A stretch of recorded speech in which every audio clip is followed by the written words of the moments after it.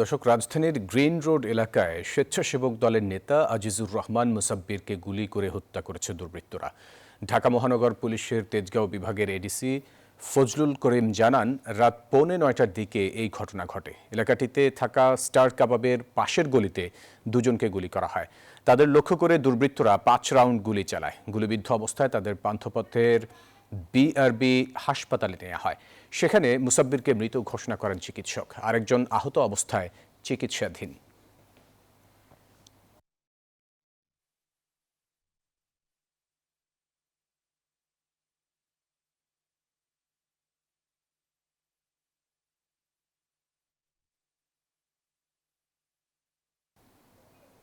দর্শক, এই বিষয়ে আরও খবরাখবর জানাতে আমাদের সাথে যুক্ত হচ্ছেন সহকর্মী আল মোহাইমিনুল খান। মোহাইমিন, এই ঘটনা সম্পর্কে কি তথ্য আছে আপনার কাছে? বিস্তারিত একটু জানতে চাচ্ছি। আমরা এই মুহূর্তে দাঁড়িয়ে আছি পান্থপথের বিআরবি হাসপাতালের সামনে। এখানে কিন্তু একটি হৃদয়বিদারক ঘটনা ঘটে গিয়েছে যে স্বেচ্ছাসেবক দলে যিনি নেতা রয়েছেন আজিজুর রহমান মুসাব্বির, তিনি কিন্তু আর আমাদের মাঝে নেই। এবং নিউজ 24কে কিন্তু তেজগাঁওয়ের যে ডিএমপির যিনি কর্মকর্তা রয়েছেন এডিসি, তিনি কিন্তু আমাদের জানিয়েছেন যে আজিজুল রহমান মুসাব্বিরকে যখন হাসপাতালে নিয়ে আসা হয় তখন কিন্তু তাকে চিকিৎসাধীন অবস্থায় রাখার চেষ্টা করা হয়, কিন্তু এর মধ্যেই ডাক্তার তাকে মৃত ঘোষণা করেন।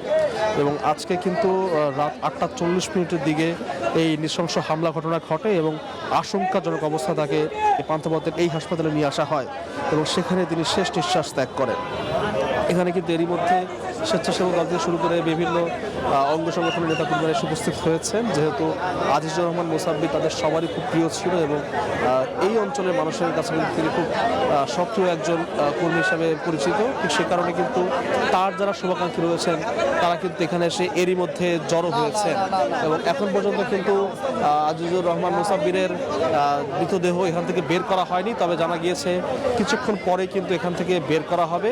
আর ঠিক শেষবারের মতো তাকে দেখার জন্য কিন্তু এরই মধ্যে এই হাসপাতালের সামনে ভিড় জমিয়েছে তার নেতাকর্মীরা। তো বিআরবি থেকে এই ছিল এখন পর্যন্ত আমার কাছে সর্বশেষ তথ্য।